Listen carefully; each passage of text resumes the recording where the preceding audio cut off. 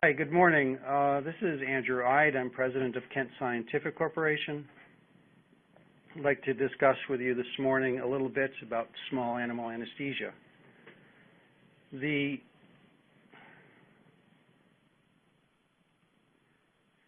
And controlling the variables of your experiment. Basically, when a person is doing studies, over the years people have neglected to take in all the variables for doing their experiment. Lots of times, if a person was doing a neuro experiment, they wouldn't bother monitoring the heart rate or the end-tidal CO2 or any of the other things that would show that the animal was in a normal physiological state or not. So the focus has become more on controlling all of the variables so that your study can be reproducible with other people and keeping the animals in a very physiological configuration. So one of the things to take into consideration is the type of anesthesia when you're doing, particularly when you're doing animal surgery. There's the difference between injectable and inhalation anesthesia, and some of the problems that you have with the injectable anesthesia compared to inhalation is that are the effect on the physiological parameters of the animal just from the side effects of the anesthesia. So in our table here we show a little bit of what isoflurane does and compared to ketamine and xylazine and pentobarbital, and how they can affect your studies. The inhalation anesthesia is quite important, and it is really gaining in popularity because of its ease of use and fast recovery, fast induction and fast recovery of the animal, and basically being able to almost titrate the level of anesthesia. So there's two types of gas anesthesia nowadays. There's the traditional high flow systems, and they're basically set up around the traditional vaporizer, which is a big canister type thing that usually weighs about 35 or 40 pounds. That's fed with oxygen or air. The traditional vaporizers have a bit of a problem of being accurate in this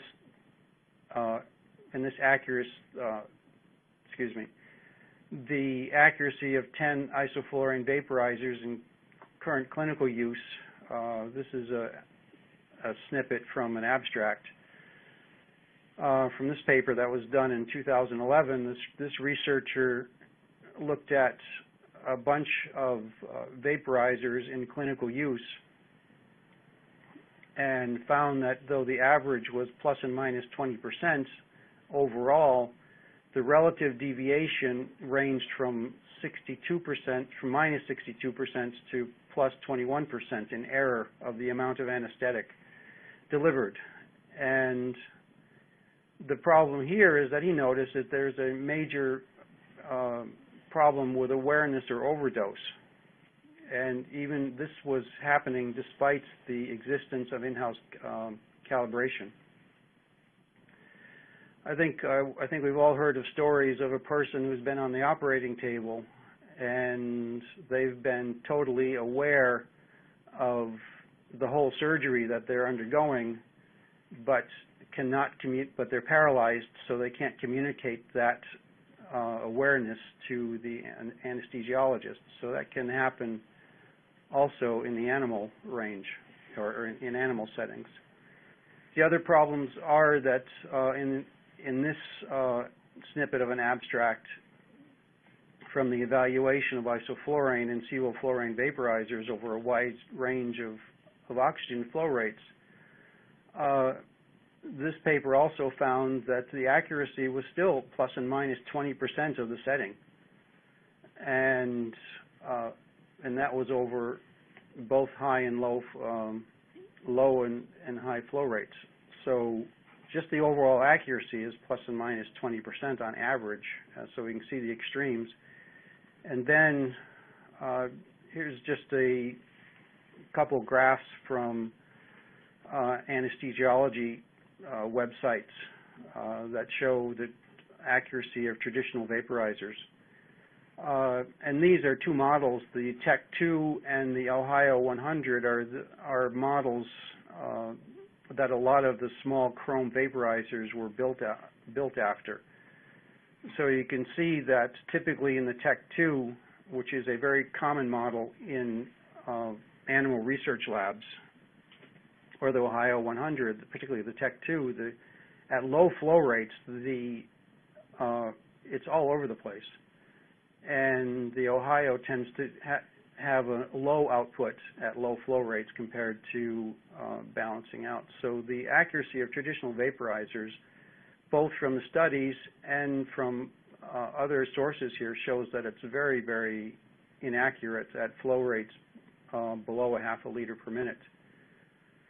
There are several factors that influence the output or vaporizer output,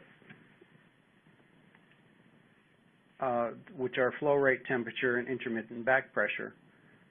On the flow rates, particularly, this is taken from a PowerPoint presentation from an anesthesiology professor, and the link is on the bottom. It shows that the output of all variable pass vaporizers is less than the dial setting at low flow rates. It shows that insufficient turbulence is generated in the vaporizing chamber at low flow rates to upwardly advance the vapor molecules. Also, the temperature output is important, and you find that the traditional vaporizers weigh so much because they have a big heat sink in them. And if there's a lot of vaporization going, even that big, massive copper heat sink around the outside of the vaporizer can't compensate for the change in temperature on the inside and the change in the vaporization. I mean, it's anecdotal, but I've been in several labs, including Jackson Labs, where the researcher was using high flow rates through a multi-channel vaporizer, and over the course of an 8-hour day, and they start off at one setting in the morning, and by the end of the day, their vaporizer is almost at the maximum setting to get the same induction capabilities in the animals. And lastly, the intermittent back pressure, which can occur, has a pumping effect, which can cause either increases or decreases in the amount of isoflurane coming out.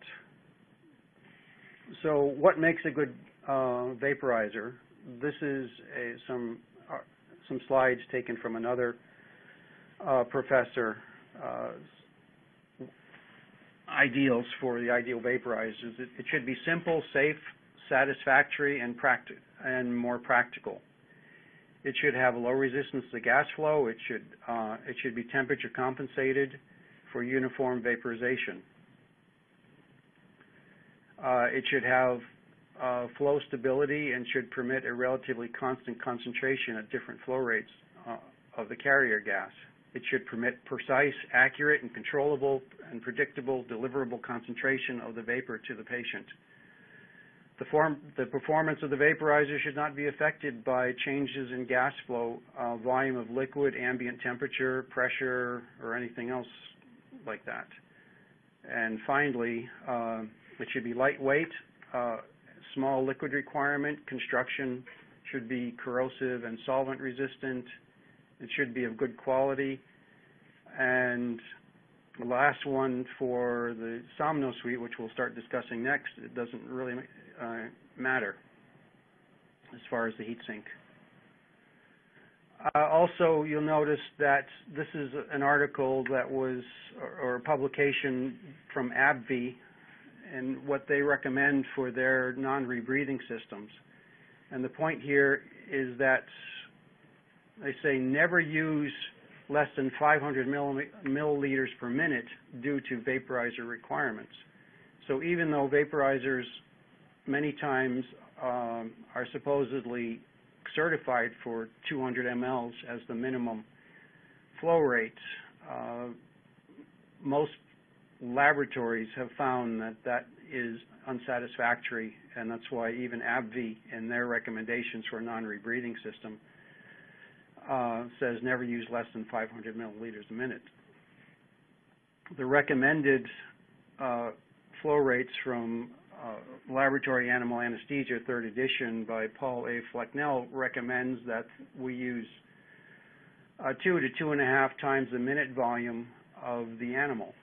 So if we're just using allometric formulas for a mouse, 30-gram mouse, the tidal volume is 0.2 mLs, the respiration rate is 133 beats per minute.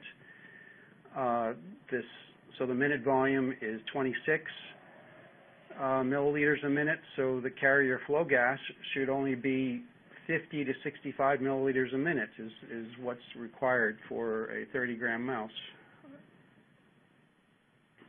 which is 4 times less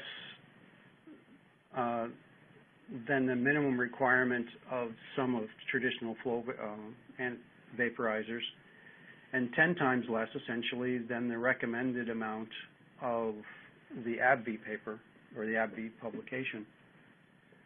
So this brings us to the introduction of the low-flow anesthesia SomnoSuite, produced by Kent Scientific. The SomnoSuite uses small volumes, shown here for a mouse with a 2 ml glass syringe, typically.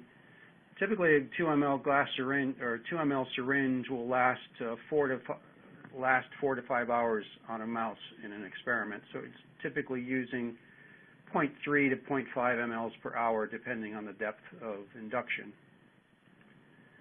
The other thing is that the vaporizer is small. The vaporizer is electronic. It's heated by it's warmed electronically, and it's temperature controlled, so we can dial in a precise temperature, which takes the place of having to use a big copper heatsink on the outside of the vaporizer. And then you can use this, because it's electronically controlled and feedback temperature controlled, it will keep the same temperature regardless if you're using it for 15 minutes or for 15 days, and let it run continually.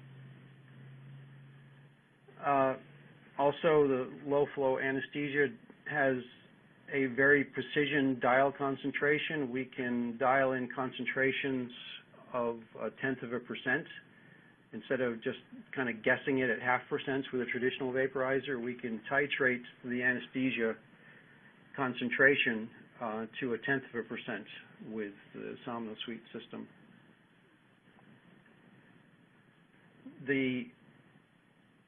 Out of the vaporizer comes the vaporizer block, comes the inspiratory line that goes to either to a mask for the animal, or if they're doing spontaneously breathing, if you're doing spontaneously breathing animals, or if you're doing ventilating animals, you can install a ventilator module inside of the SomnoSuite and actually have the animal ventilated. The expiratory line goes through the unit and out to a scavenging canister. But typically, because we're only using, particularly for a mouse, we're only using 2 mLs per hour, half ml per hour. Typically, for a full 4 or 5 hour experiment, you're using less anesthesia than typically is built trying to fill a funnel-filled vaporizer. Which is really important, because that falls under even OSHA guidelines for the amount of anesthetic that's available, that the user is being exposed to in the room. But anyway, on the rear of the SomnoSuite, we have an outlet for the scavenging canister. There's also an inlet for compressed gas, such as oxygen, if we're using oxygen as compressed gas. But the SomnoSuite also has an internal pump, which is used for room air, so you can switch back and forth between them. The typical differences with the low-flow SomnoSuite system are that a traditional vaporizer, and these are readings taken at 1 liter a minute, because a lot of laboratories recommend using vaporizers at 1 liter a minute, traditional vaporizers, compared to the low-flow aspect of SomnoSuite. So you have basically a 35-to-1 ratio between the amount of anesthetic and the amount of gas flow and the amount of canisters that would be used between the SomnoSuite and the traditional vaporizer. Here's another graphic showing that between the SomnoSuite and the vaporizer. So roughly for every bottle of isoflurane that you would use in the SomnoSuite, you would use 38 bottles in a traditional vaporizer, and the same thing for the canisters. For every canister, you would use 36. For every canister of the SomnoSuite, you'd use 36 in the regular traditional vaporizer. So what we have is that we have either a traditional, very inaccurate vaporizing system for delivering anesthesia, or we have for controlling the variables, or we have the very accurate, very precision delivery, micro delivery of anesthesia to a mouse with the SomnoSuite system.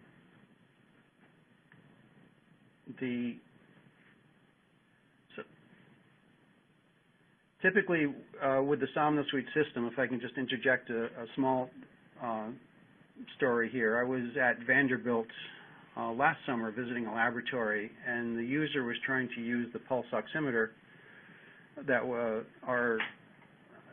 can be installed in the SomnoSuite to measure oxygen consumption, but he was also using a traditional vaporizer, and he couldn't understand why his results were all over the place.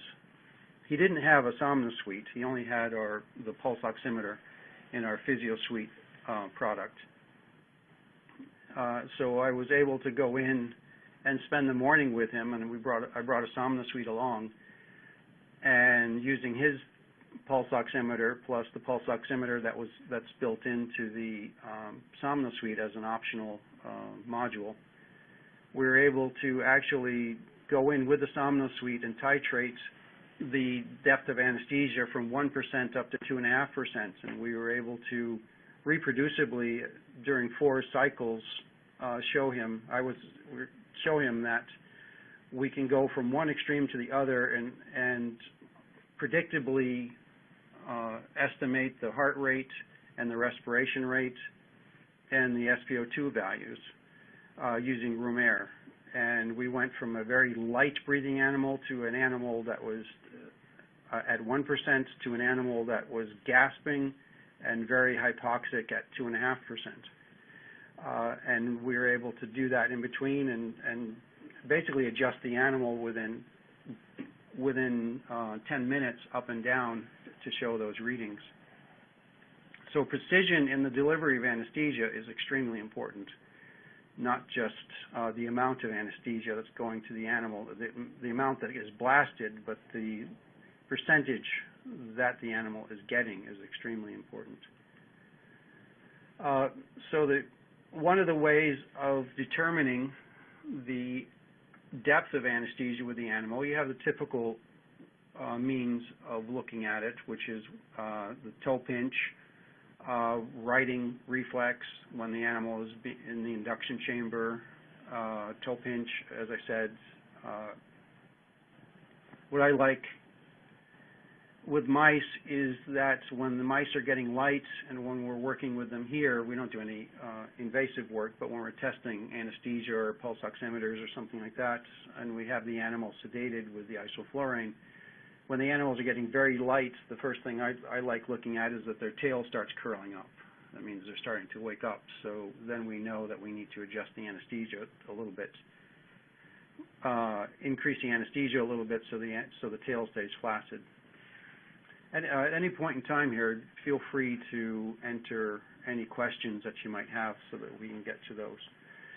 So with a pulse oximeter, as I was mentioning with the incident at Vanderbilt last summer, with the researcher we were working at, we could actually titrate the level using the pulse oximeter. We could titrate the respiration rate, the heart rate, and the SpO2 values just by changing the level of anesthesia, letting the animal breathe room air, and change and monitoring those three parameters. The MouseVent automatic ventilator, which I had alluded to before, can be installed into the SomnoSuite system. It is always our recommendation that an animal be ventilated, because when you're using 100% oxygen on an animal that's spontaneously breathing, for the animal to be deep enough, have a deep enough anesthesia, or to be induced deep enough,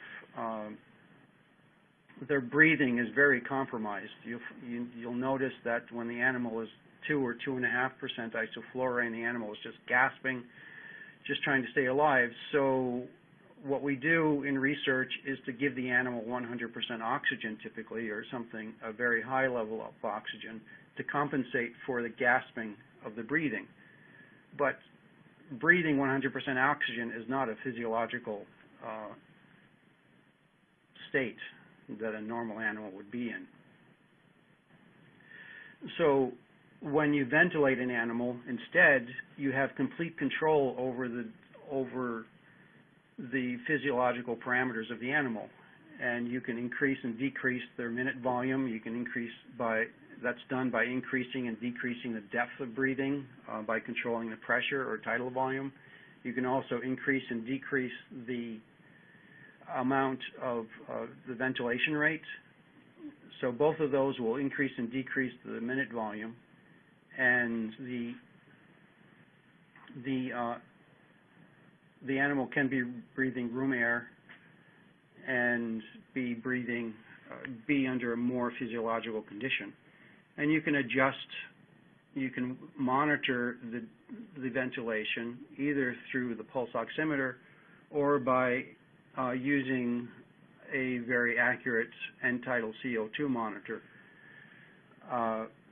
to determine the actual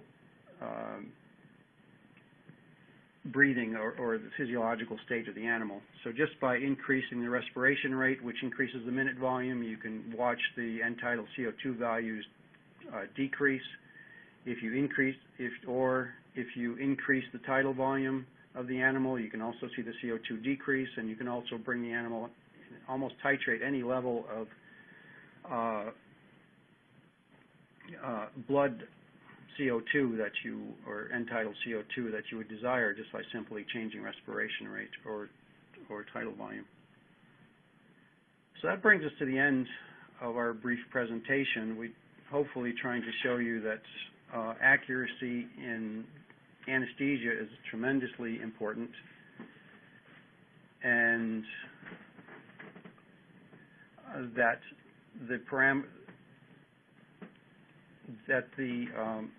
also monitoring all the variables that you can, so that you can reproduce the experimental results, are important.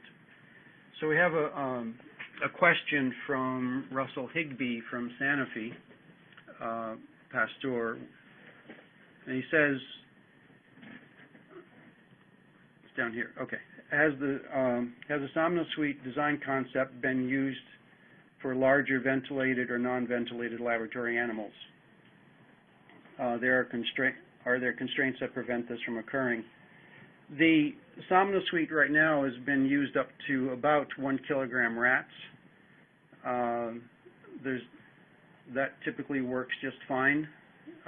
When we go to up to like a 500 or a kilogram animal, we typically put a 10 ml syringe in the SomnoSuite. The SomnoSuite can take a 2, 5, or 10 ml syringe, and at the end of it, the SomnoSuite is designed to start beeping at the user and automatically retreat, so that the user can drop another syringe, essentially another syringe cartridge, but it's a gas-tight syringe that's pre-filled into the spot, and press run again, and the SomnoSuite will keep going. So that's maybe a 10 or 15 second delay.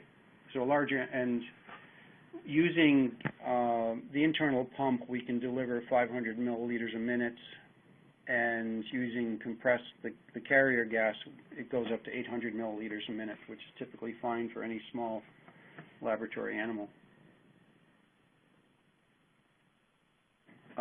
We have another question from Brenda Clownberg from the National Institutes of Health Mouse Imaging Facility. She asks, how well does your anesthesia system work for long lengths, such as an MRI imager? The people have been using it with MRIs haven't had any problems, and we do have actually an adapter which can go with the SomnoSuite, which delivers the anesthesia to a vaporizer that's right at the animal's nose inside of the chamber if we don't want to use the long runs of tubing that way.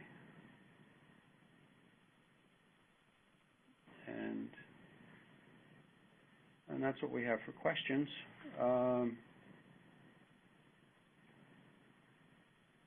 Well, we can, I thank you for attending, and hopefully you found this to be somewhat instructive, and have a good day.